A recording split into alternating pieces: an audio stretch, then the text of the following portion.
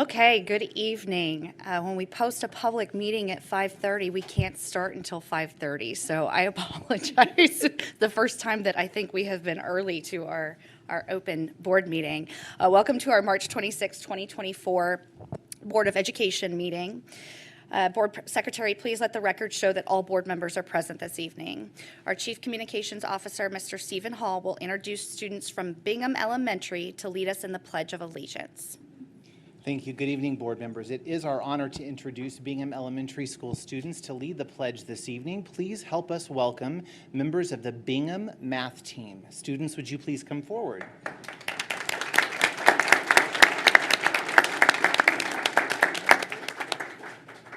So as I call your name, please raise your hand so the board can acknowledge you. We have Chloe Dean Downing, Elliette Johns, Eric Tang, T.J. Thompson, and Juliet Warren.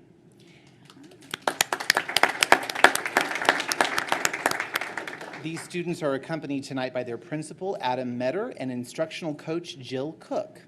Would you please stand?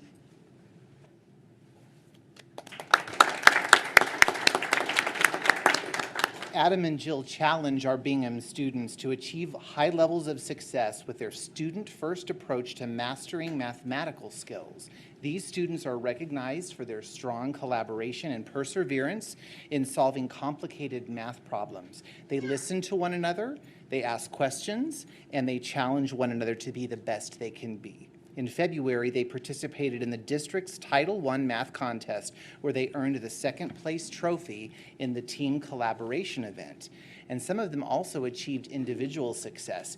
In the fourth grade individual event, Eric placed fifth, Juliet placed third, and TJ placed first. If you're a member of the Bingham School family, please stand so that we may honor you as well. And awesome. We have some fans back there. Thank you. And all those who are able, please, we invite you to stand and join us as our students lead us in the Pledge of Allegiance. Students, whenever you're ready, please begin. I pledge allegiance to the flag of the United States of America and to the republic for which it stands, one nation, under God, indivisible, with liberty and justice for all. We're going to take a picture. We have Chloe, TJ,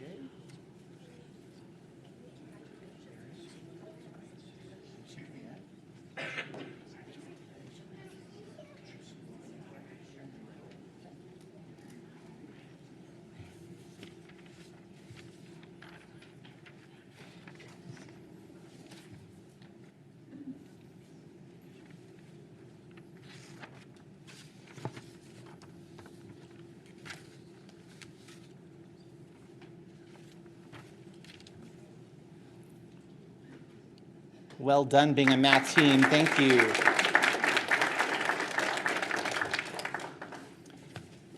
We'll now begin with honoring excellence this evening, and our first recognition includes two outstanding students who were recently honored by the Boys and Girls Clubs of Springfield. Please help us welcome Nick Wetzel and Carly Gibson. Nick and Carly, would you come forward?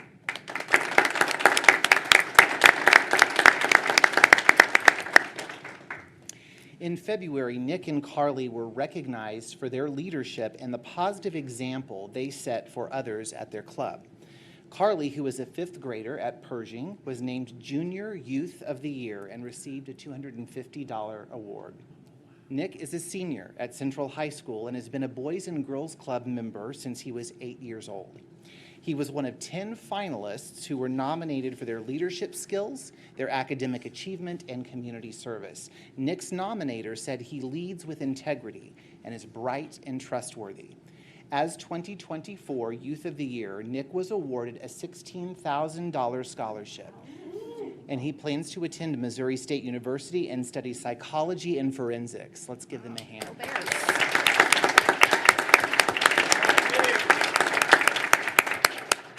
Next month, Nick will compete at the state level for State Youth of the Year with a chance to advance to the regional and the national competition.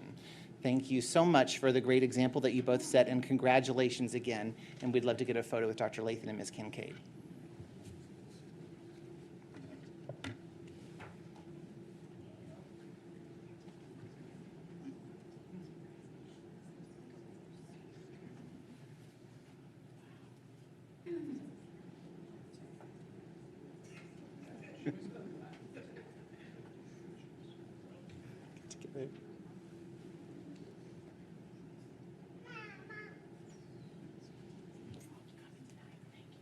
Well done. Thank you all.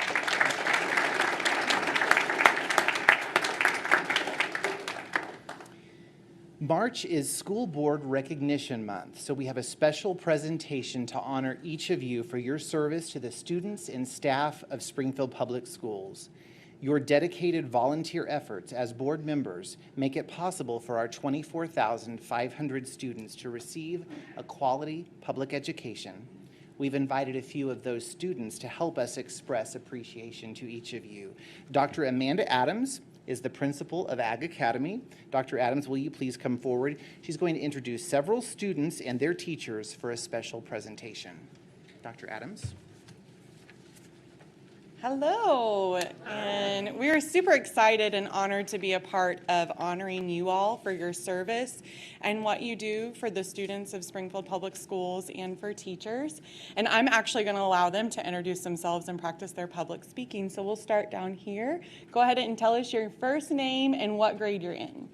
My name's Elliot, and I'm in 5th grade. My name is Quentin, and I'm in sixth grade. My name's Charlie, and I'm also in 6th grade. I'm Claire, and I'm in 6th grade. I'm Jolie, and I'm in 6th grade. I'm Sebastian, and I'm in 4th grade. And we have two of our amazing teachers as well. Alyssa Wicklund teaches 5th grade at the Ag Academy, and Amanda Trotter teaches 6th grade. And we have a little gift for you guys, and we're going to go ahead and bring them out to you. Some of our 6th grade students actually wrote you a poem and also took the opportunity. And I have yours, Miss Kincaid. I have yours. You haven't been forgotten. It's probably better I didn't get a plan. I wanted to hold this because I would like to read to you guys the what the students have created, and then share with you the meaning behind a spider plant in case you're unfamiliar. So today we're gifting you with a spider plant. Once the spider plant starts growing, it will form little spider plants. These can be given to others, and they will continue to grow and multiply. This is like a never-ending cycle that will continue to keep going for generations. Just like the spider plant, you help our school district grow and multiply. Thank you for your service. And then they've written a little poem for you as well. Growing plants, small and green, growing, sprouting, and getting bigger. Sharing with other people, seedlings. And then they've also provided you with care instructions for your spider plant so that you can keep it healthy and help it grow. The goal would be that as it grows and you get these other little spider babies, that you share them with others and share the same story and encouragement to those around you. Thank you.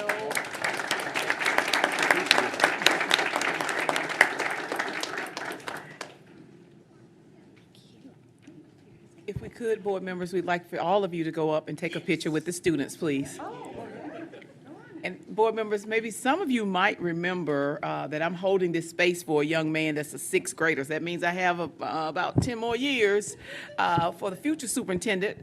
Charlie is here, if you all remember, in 2022. He shadowed me, yes. He's in 6th grade now.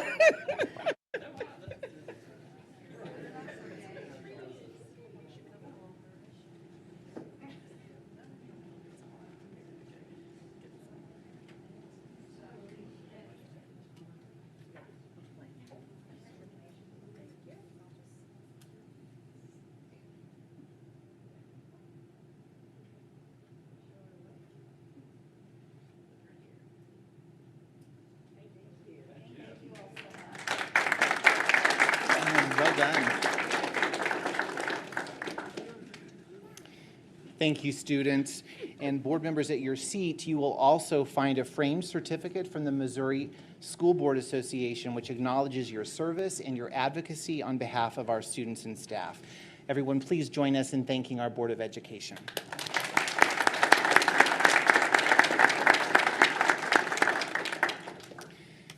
We will conclude honoring excellence this evening with our MVP recognition for the month of March. Tonight, we are pleased to recognize a teacher from the Academy of Fine and Performing Arts as the March Most Valuable Player.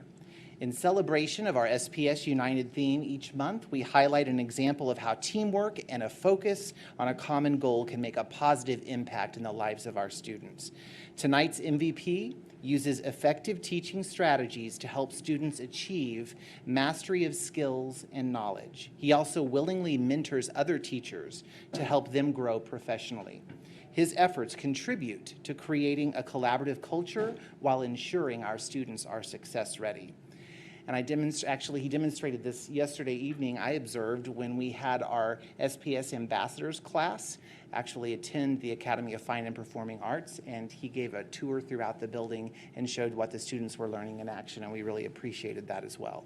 Let's watch this video to learn more about our MVP for March, Matthew James.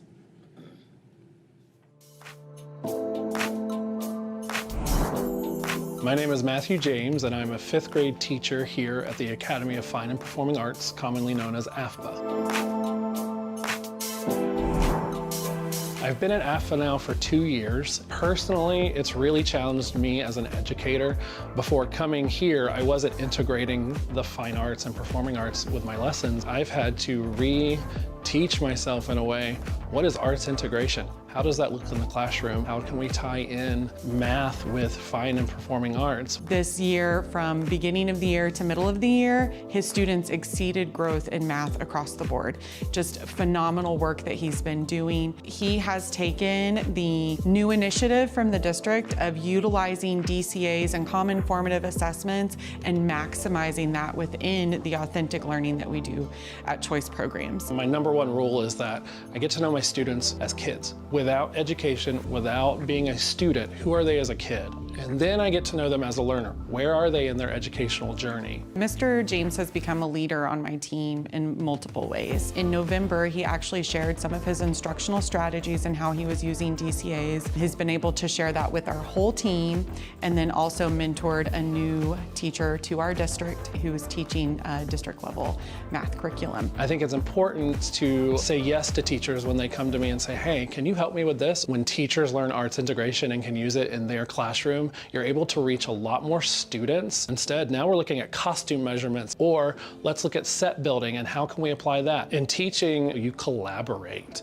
And without collaboration, we get stuck. Myself and Mr. James will be presenting at the MLDS Instructional Leadership Conference this June, sharing how he takes this strong mathematical instruction, weaves it with science and the arts. So taking that information and utilizing it to drive his instruction is really what's helping to support success-ready students. They have what they need when they leave our program so that they can be successful no matter where they go. When you are able to apply what students are learning to their outside life, or for our students here who love the arts, when they can see how this could relate to a possible career in the arts, that's creating success-ready students.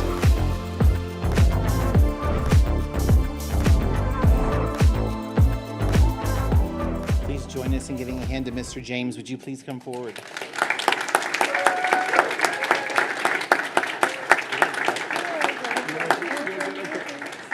We'll take the photo again.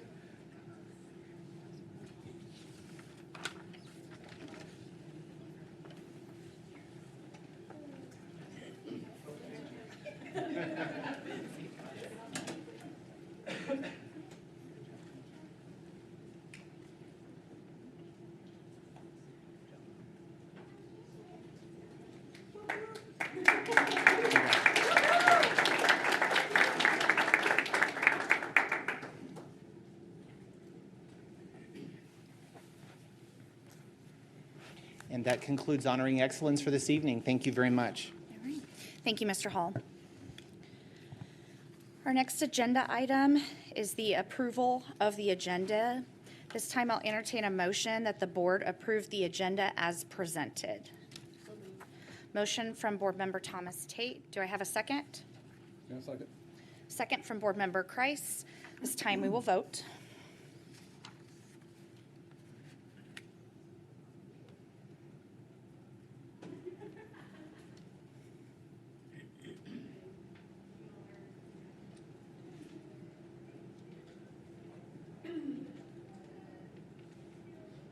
The motion to approve the agenda passes 7-0.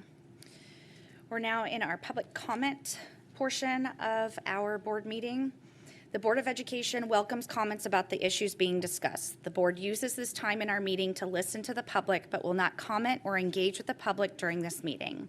The board allows for up to 10 speakers per public comment period. The board president will call on individuals in the order in which they signed up. Substitutions are not permitted. Each speaker will be limited to 3 minutes and will be timed by the board secretary. Comments must be acceptable for a business and family-friendly environment. Inappropriate language, gestures, or personal attacks will not be tolerated. It is inappropriate to address the board about individual students or individual staff members by name in open meetings. If you have concerns about individuals, these concerns should be addressed through the appropriate administrative supervisors, either in the schools or in the district office. If you have materials you'd like to share, please place them in the tray on the podium. I don't think there is a tray on, oh, it is up there, okay. Please place them on the tray on the podium, and they will be distributed to the board members following the meeting.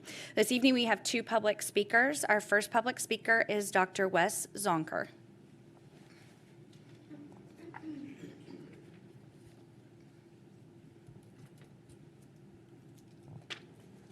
Good evening. Last month, I stated that discipline is a complex issue. Missouri's compulsory attendance law guarantees every child a public education. Unlike private schools, we cannot turn students away. A public school student may be removed from school in an extreme circumstance where expulsion is warranted, but even then, Missouri statute requires an education be provided. Last month, I asked, if not public schools, then who? Who will teach them? Not only the academics, but the social skills needed to function in a safe learning environment. A positive learning environment will not be created with threats of a paddle or long suspensions. I believe to my core, we must teach students appropriate behavior by implementing practical consequences rather than harsh punishments. After I retired, I subbed for administrators throughout the district.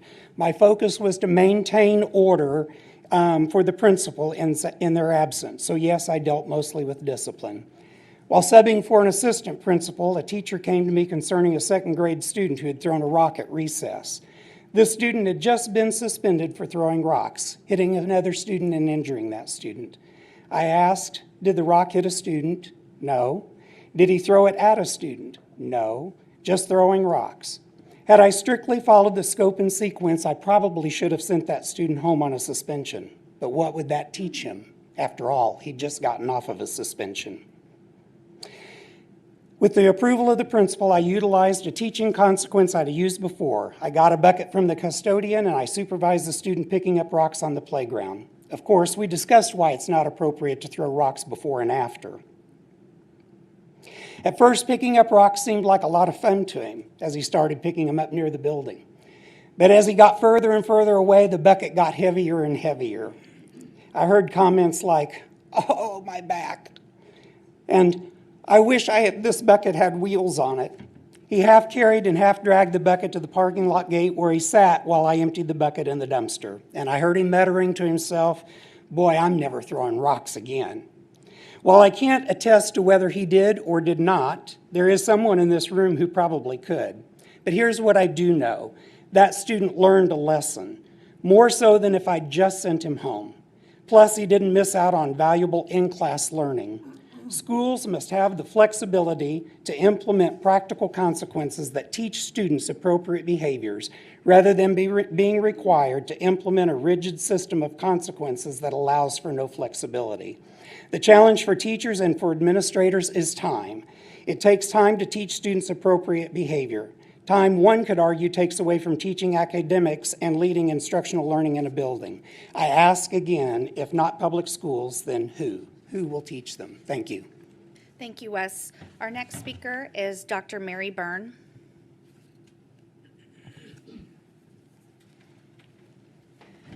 Tonight, I address Agenda Item 5.01, page 4 of the CACOB $0 to $15,000 document. I question the justification for this board to enter into an agreement with DESE to participate in district-wide positive behavior interventions and supports for $0 when SPS is already implementing DWPBIS as described in an August 22, 2023 presentation about the status of SPS's strategic plan, Objective 1.3.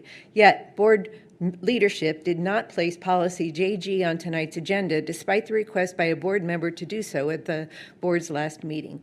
I found no evidence that PBIS artifacts mentioned on slide 28 of the presentation, that is, major minor discipline guides, were presented to the board for review or approval.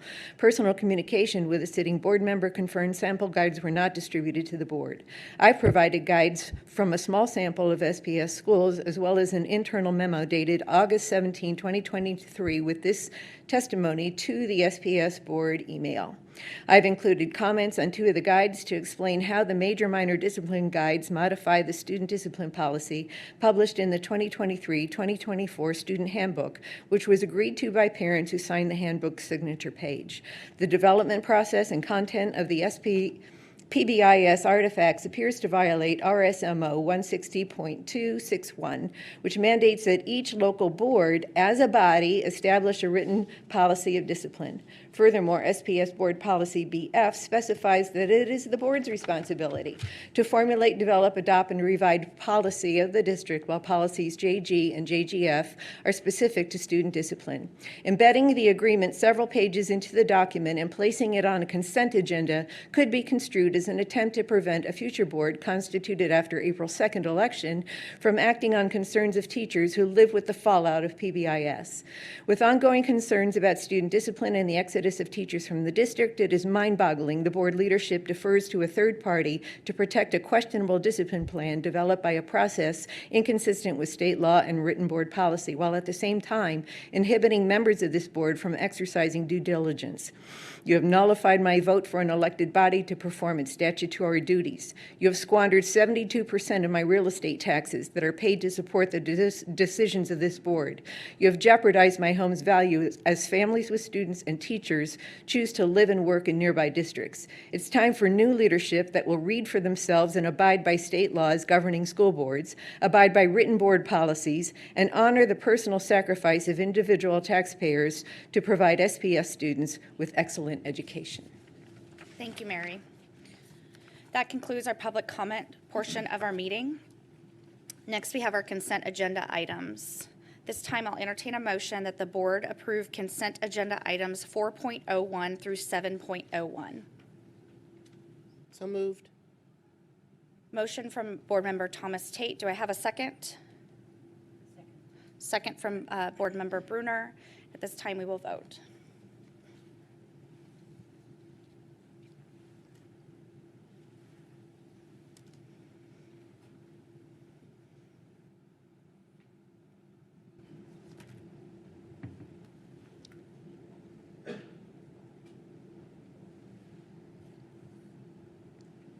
The motion that the board approve consent agenda items 4.01 through 7.01 passes 7-0.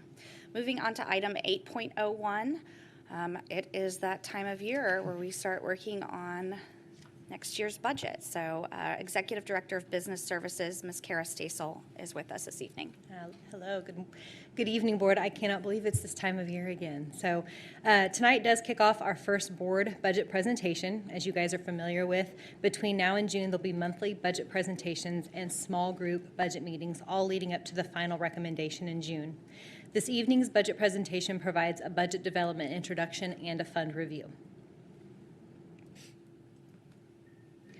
So provided for you here is the budget calendar. We are right in the middle of the process with lots of work and engagement still to do before the final recommendation is made in June. As a reminder, the Board of Education must adopt a budget for the upcoming year by July 1st. Our goal each year is to provide a budget recommendation that aligns to board policy, which aligns to Missouri statute. These 5 components are required as a part of the budget message. The budget document.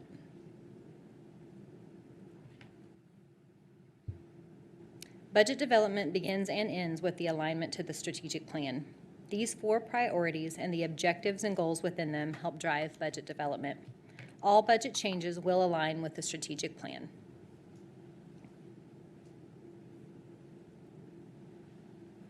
The following is a snapshot from the first page of the Annual Secretary of the Board Report, or the ASBR. The ASBR is the annual financial report to the state of Missouri. The district submits a variety of data to the Department of Elementary and Secondary Education, which is then summarized into these 4 funds.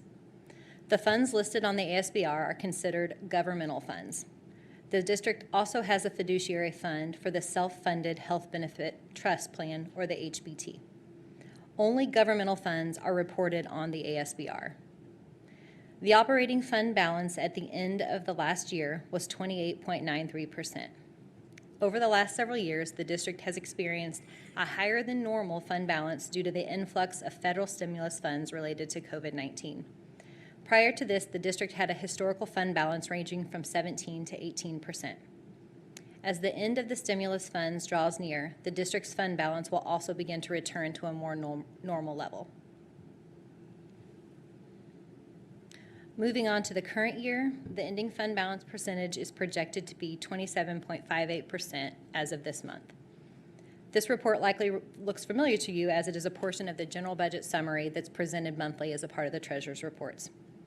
What is highlighted in blue are the operating funds, or the general and teacher funds. This is where a majority of the budget development changes and work take place.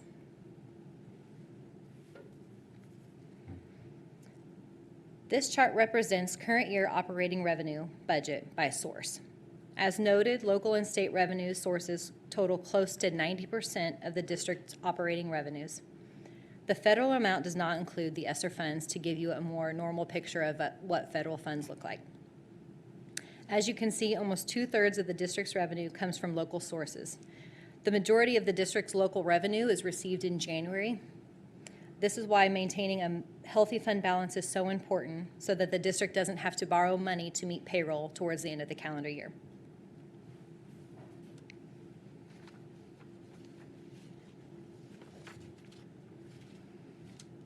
This slide provides a review of district funds. First up, we have general and teacher funds, also known as the operating funds. This is where the day-to-day operations live.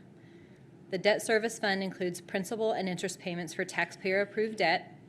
Capital projects fund includes all facility acquisition, construction, lease purchase payments, and other equipment items that are $3,000 or more. This also includes the bond fund for bond projects.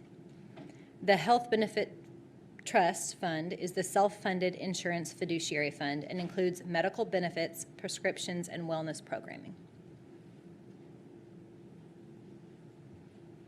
This chart represents the current year expenditure budget for all funds, with teacher fund being the largest, followed by the general fund.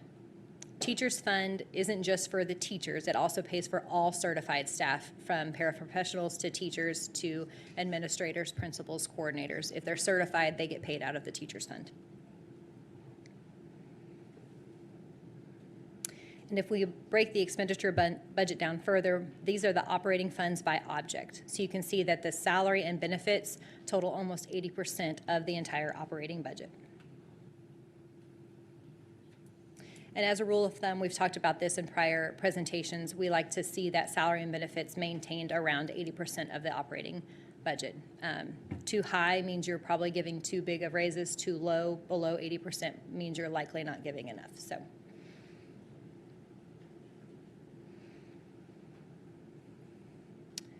So the next 2 slides represent a breakdown of purchase services and supplies by object code or category. First up, we have purchase service budget. This covers a variety of areas, including substitute services, nutrition services management, tuition paid to other districts, insurance, travel, repairs and maintenance, and legal services. In the current year, the purchase service budget accounts for 9% of the operating budget. Next up, we have the supply budget, which covers a variety of areas, including curriculum consumables and supplies, utilities, technology-related supplies, food supplies, textbooks, fuel. In the current year, the supply budget accounts for 12% of the operating budget.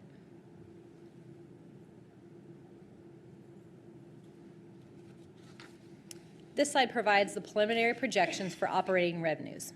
For local revenue, next year is a non-reassessment year for local tax, but based on historical data, we do anticipate some growth in new construction revenues. With the pandemic provision ending, which allowed the district to be paid on FY20 weighted average daily attendance, or WADA, the district's basic formula and classroom trust fund payments will be calculated on the grader of FY23, FY24, or an estimate of FY25 WADA. While the district's WADA continues to be lower than FY20, the state budget recommendation includes an increase in the state adequacy target, or SAT. The SAT is the amount of state aid received per WADA. The SAT has remained unchanged for 5 years. However, salaries, benefits, purchase services, and supplies have continued to increase.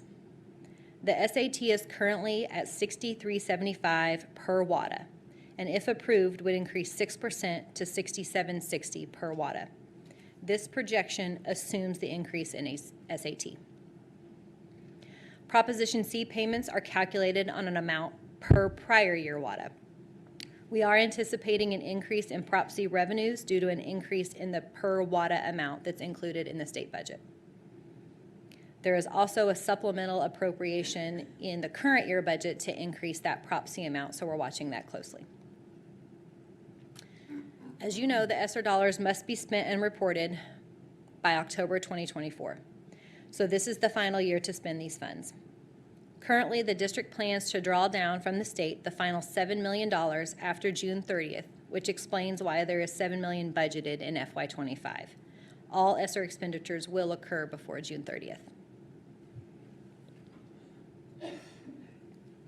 The final slide is a review of the budget presentation schedule. So new for this year, we kicked off budget development with those small group meetings in December, and we'll continue with small group meetings in April, and then we'll be back here on April 9th for the presentation on debt service, bond, capital projects, and health benefit trust. Okay, thank you. Are there any questions from board members for Ms. Stasel? Okay, so we will board will continue this process. Thank you very much for that presentation. That brings us to agenda item number 9 this evening. 9.01, our property, automobile, and liability insurance renewal, and Dr. Travis Shaw is with us this evening to present. Good evening. District property, automobile, liability, and miscellaneous insurance coverages expire on April 1st, 2024. Marketing efforts were conducted by the district's broker, Allis, Akers, and Arney, with current carriers providing the optimal bid. The proposed total premium that you'll see this evening is $2,316,114. That is an increase of $197,705, which represents about 9%.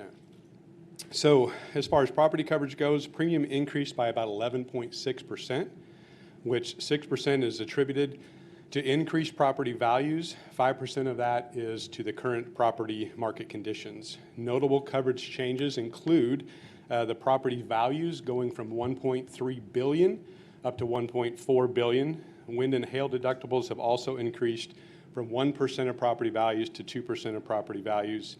However, we did see a maximum per loss decrease from $500 million down to $250 million. Recommendation is to renew with property insurance with Chubb. We then have all lines aggregate liability coverage. The premium increased by 9.9%, which is primarily attributed to claims and litigation primarily activity. Notable coverage changes include liability retention levels, which is our deductible, increasing from $100,000 per loss to $200,000 per loss. The recommendation is to renew the ALA policy with Princeton RE. And then finally, miscellaneous coverage, crime and cyber and fiduciary liability renewal proposal reflect no significant premium increases or coverage changes. The recommendation is to renew coverage with the current carrier, which is Travelers. So at this time, if you have any questions, I'd be happy to try to answer those. We also have representation here from Allis, Akers, and Arney. I believe I've seen Jeff in the audience, Jeff Eiserman. He may be able to answer any questions that technically to insurance that I'm not able to, so. All right, thank you, Dr. Shaw. This time I'll entertain a motion that the board approve the property, automobile, and liability insurance renewal as presented. And so moved. Okay, motion from Board Member Christ. Do I have a second? I'll second it. Second from Board Member Mohammed Khani. Are there any comments or questions from the board? Yeah. So, Board Member Byrne first, and then we'll come to you. Yeah. so we use the broker, All This Acres, Arnie, and they, I guess, send this out, shop this out to multiple, what do you call them, providers. Right. Do we,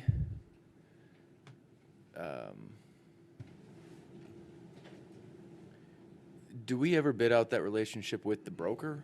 Obviously, they go out and shop around. I guess have we had a longstanding relationship with the broker, and how often does that just get, I guess, bid or reviewed, or would it for any reason? I don't know that I have the answer to that. Kara or Nancy?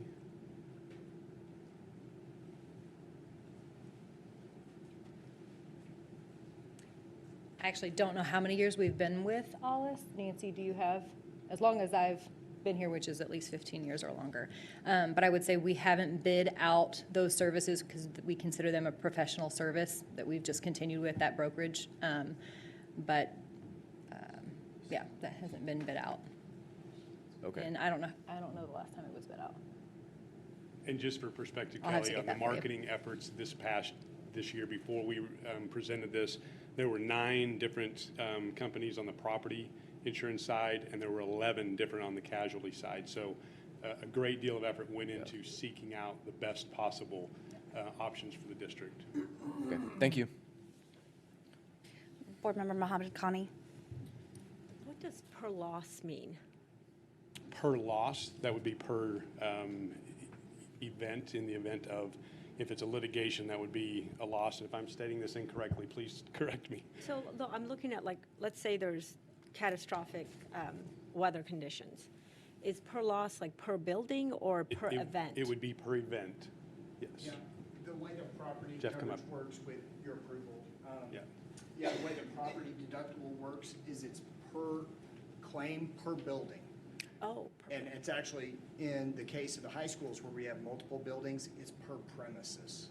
So if a catastrophic windstorm or tornado hit one of the main campuses, it would be the total of all building values at that location with a 2% of all that value for the deductible. Does that make sense? no. So the Okay. deductible went from 100 to 200,000 per loss. So it's per building? Yes. So you're looking at, on the liability side, those are primarily for litigation. Okay, well then how about the property coverage? The maximum per loss went from 550 to 250. Well, we don't have anything that's worth 250. Well, where does that mean per loss? Is that per building? 250 million? Yes. For the total loss limit? No, that's a great question. So we have $1.4 billion in property. We did a study with a professional engineering firm to determine what our maximum loss limit in any one event might be. And so instead of insuring that total $1.4 billion, we've determined that we only really need to insure $250 million in any one event. So it allows us Okay. to buy less insurance, scale it down, and get more insurance companies to provide options. Okay, but per loss, so it's per event? Correct. Okay. So heaven forbid, we have multiple events in one year. So heaven forbid, that- like if we have an earthquake, which hits multiple buildings, we're maxed out at 250 million? Correct. Okay, thank you. You're welcome. Oh, wait, one more. So for automobile, so if something happens to a bus, buses don't cost that much. So there's no, does this include, where does automobile or bus? What we do is we provide an aggregate loss limit for the total amount of buses. So in this case, heaven forbid you had a horrible storm that wiped them all out. We've got a total of 3.6 million available for the bus fleet. Got it. in But if, one event. but if there was a terrible accident and we lost a bus, that won't hit our deductible, so we're out that money. Correct. Okay. Well, I say that. I mean, it could go potentially a little bit over but basically, you're right. The district would be self-insuring a single event. Self-insuring for, okay, thank you. Any further questions? May I? Yep. Do we have an umbrella on this at all? The All Lines Aggregate Program includes a total aggregate limit of. I'm sorry. That's all right. Is this better? Me too. I need I to get up apologize. closer. The All Lines Aggregate Program includes a total liability limit of $10 million. So instead of having a smaller limit and then putting an umbrella on top of that, we're able to get a full 10 million with one company. I'm questioning, and I don't want to challenge this. I just find that hard to believe that we have a retention level of $100,000 per loss or a deductible.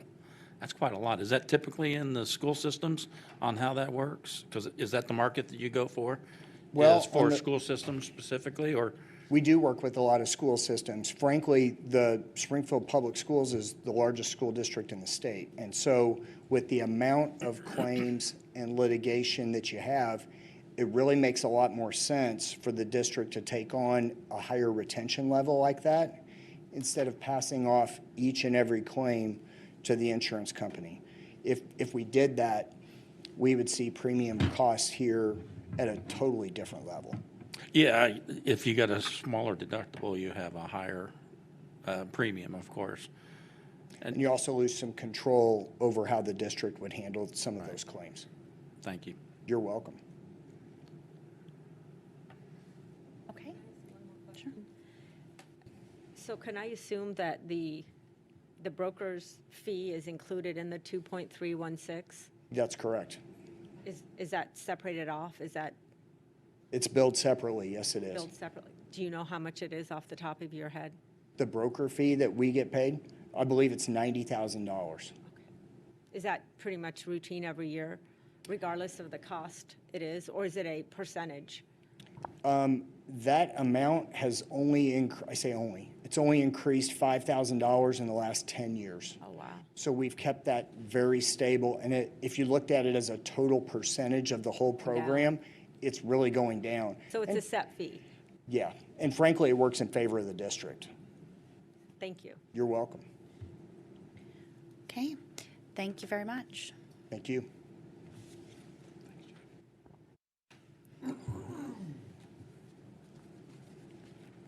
Okay. We have a motion and a second. Any further discussion before we vote?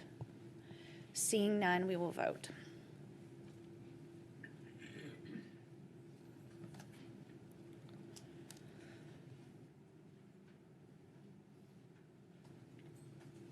Good evening. Give me just one moment. So the motion that the board approve the property, automobile, and liability insurance renewal as presented passes 7-0. And that brings us to item 10.01, change orders and agreements. Good evening. Good evening. Sorry about that. No worries. Jumping ahead of you there. So before you is the recommended change orders and agreements totaling $487.02. At this time, does anybody have any questions? Okay, so this time I'll entertain a motion that the board approve the change orders and agreements as presented. Do I have a motion? Motion from Board Member Bruner, second from Board Member McCoskey. Uh-huh. Are there any questions at this time? Okay, seeing none, we will vote.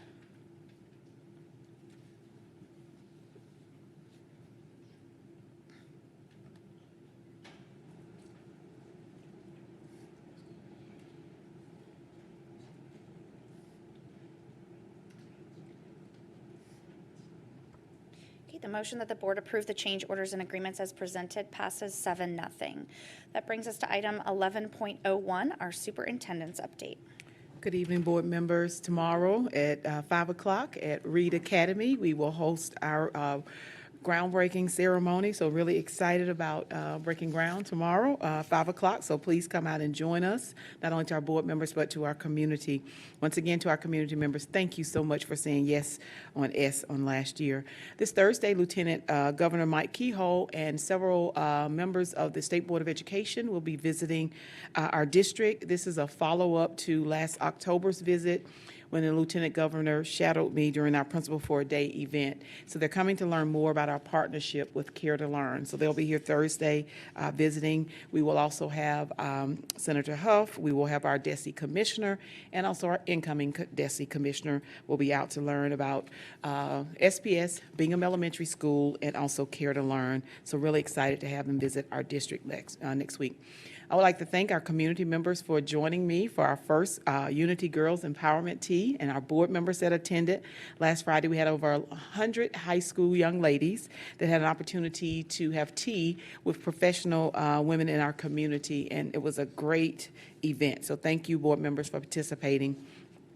Really excited that last Thursday evening, we recognized 57 outstanding seniors in our district at our Rose Ceremony.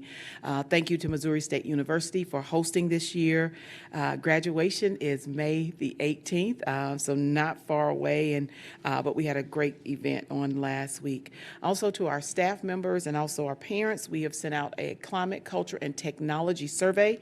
We're encouraging you to fill that out. That information will drive information around the finalization of our technology plan that we'll be presenting to our Board of Education in June. Board members, that concludes my updates for this evening. Thank you, Dr. Lathan. That brings us to item 12.01, board comments. Are there any comments from board members at this time? I have a few. I had to, in fact, part of what I want to say, part of what I want to say is on my cell phone here, so I need to be nice. He just told me to turn off my cell phone.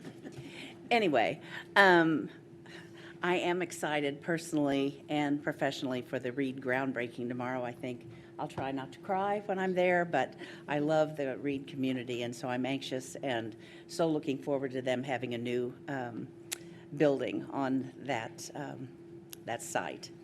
I did have the opportunity to attend the Rose Banquet, and it was wonderful.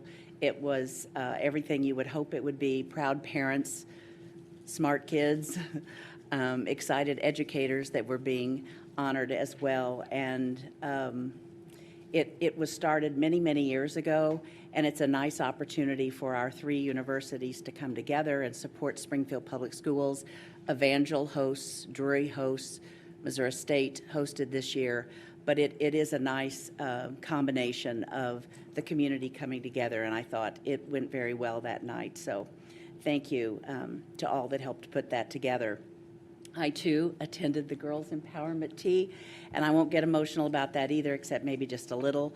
I had the opportunity, we had assigned tables, and I had the opportunity to be seated at a table with a young woman that I had known for the last couple of years, first at Central High School when I was serving there, and then at Studi Alternative School when I was serving there last year. And the confidence from that young woman and the change and just really the beauty of the whole moment. And it was just very inspiring to see her from where she had been to where she is now. And when I asked her, I said, "What are your plans?" I said, "Are you a junior this year?" "Yes." I said, "So," and she said, "I plan to graduate at semester next year." I said, "Well, congratulations, and what do you want to do next?" She said, "I'm going to college." And to think that that's where she's come from in 2 years was just really inspirational to me. And I just wish her all the best. So thank you for putting that together and for giving us the opportunity to attend. I probably am paying too much attention these days to social media. So honestly, after the election, I probably won't be on it again for a while. But that being said, I was looking at some Facebook posts the other day, and I saw something and I thought, you know, I wish I had said that. I wish I had put it in writing, and it was inspirational. And it's actually from one of our staff members here in R12. And I did get her permission to not only read it at the board meeting, because I think she was speaking from her heart. She certainly is capturing how I feel about our public schools and Springfield Public Schools in particular. And so it was written by Dr. Jenny Talbert. I did ask her permission to give her credit. She is the current Director of Curriculum and Instruction for kindergarten through 5th grade. So bear with me while I read from my cell phone here. Working in a public school is a mission and an act of love and service to the community. Public schools are made up of human beings, and so will never be perfect. Not the students, families, teachers, or leaders. We often face public scrutiny, political attack, loss of funding, learning and social skill loss, and teacher burnout. We are consistently blamed for not doing enough and not being enough for the community. The truth is that we are doing the right work. We are highly focused on state standards. We are using formative assessments to guide instructional decisions to meet the diverse needs of kids. We are implementing a rigorous process to ensure the purchase of high-quality curriculum resources. We are working on implementation and high-quality instruction in every room, every day. School improvement takes time. It takes much longer than we want. If we stay the course, I'm confident we will see the fruit from our efforts. At the least, speak kindly of the many, many educators in our city that are giving their lives to serve our community's kids. It is my great wish to see joy and gratefulness permeate our school system and community. And I thank Dr. Talbert for writing it. I thank her for sharing it publicly on her Facebook page, and thank you for giving me the opportunity to share it with you this evening. I will tell you, social media can be dangerous in that there's a lot of misinformation that can be spread and spread very quickly, but this is not misinformation from Dr. Talbert. She is speaking from her heart, and she is absolutely correct. Thank you, Board Member Bruner.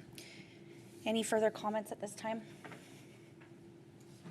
I had also the pleasure of attending the Unity Tea this past week. It was beautiful, first of all. The setting, the food, everything was just beautiful. Being in that room full of young ladies who had hopeful ambitions was wonderful. As stated, we were assigned to tables, and I had some really lovely students at my table, Lacey from Studi, Cameron from Parkview, and Sophia from Kickapoo. These young ladies all had passions and dreams and desires for themselves in the future, and they were just lovely young ladies. However, I also want to just talk about how inspiring our keynote speaker was. Our keynote speaker was Paula Harris, who is the current Senior Vice President of Community Affairs for the Houston Astros and Executive Director for the Astros Foundation. I took notes on her keynote address to our students just because I felt like these are words to live by, words to share, and there's just 7 of these points, and I'm going to go through them really quickly. Leaders are learners, and readers are leaders. And that is one of my mantras, is that readers are leaders. And so we always encourage our kids to read. Leaders don't make excuses. Leaders are accountable and take responsibility for their successes and their failures. Leaders learn to do things that they don't want to do. Sacrifice leads to options to do what you want to do. Develop your brand. What do people say about you when you're not in the room? This is your brand. Protect it, develop it, cultivate it. Your brand brings you money. Set goals and write them down. This helps to realize our goals and for accountability. Leaders give back. Leaders do for others. Leaders help others reach their goals. And the last one was be versatile. Be able to navigate and appreciate diversity and differences among our community. The young ladies who were at my table, we had an opportunity to talk about some of the things that we heard, and I was just inspired, not just by the speaker, but just the whole room of young ladies and the young ladies and the other professional at my table who was with Leadership Springfield. So thank you so much, Dr. Latham, for that opportunity. It was a wonderful opportunity for the community to come together and to support a wide range of young ladies in that space. Any further comments? Okay. I also took notes. Thank you for sharing that. I know that you brought in the speaker for our students, but I think each one of us there took something away. I know you've yes. An email from one of the students. Yes, yes. It really was empowering, and thank you to all the community members and community leaders who joined us that day. I think some of us take for granted some of the social capital that we have just by virtue of where we grew up or who our parents were, and meeting individuals. I know that those students were meeting individuals that they wouldn't otherwise meet, and they're making connections that they wouldn't otherwise make, and that's going to make a difference in their lives. So thank you for hosting that. I also just wanted to highlight a few things. I know during our retreat, we had discussed that, yes, we have the students up here during the board meetings, but there's so much more that's happening outside of this boardroom that are successes of our community and of our school district. 3 of our students in the last 2 weeks were named as finalists for the National Merit Scholarship, so I just want to say congrats to those individuals. And one of our math teachers was recently named as a finalist for the Presidential Award for Excellence in Teaching. So congrats to that individual as well. And also, I'll conclude this evening by noting that our very own Dr. Lathan received an award a recognition this week, one of the 417 Women Who Mean Business. So thank you for your continued leadership. Okay, that concludes our board comments. Our upcoming meeting on April 9th, we have our reorganizational meeting, followed by a study session, and then April 23rd, we have our regular meeting. That concludes our meeting. This time, I will entertain a motion that the board meeting adjourn. So moved. Motion from Board Member Thomas Tate. Do I have a second? I was going to say, do you guys want to stay here? Second from Board Member Byrne. This time we will vote.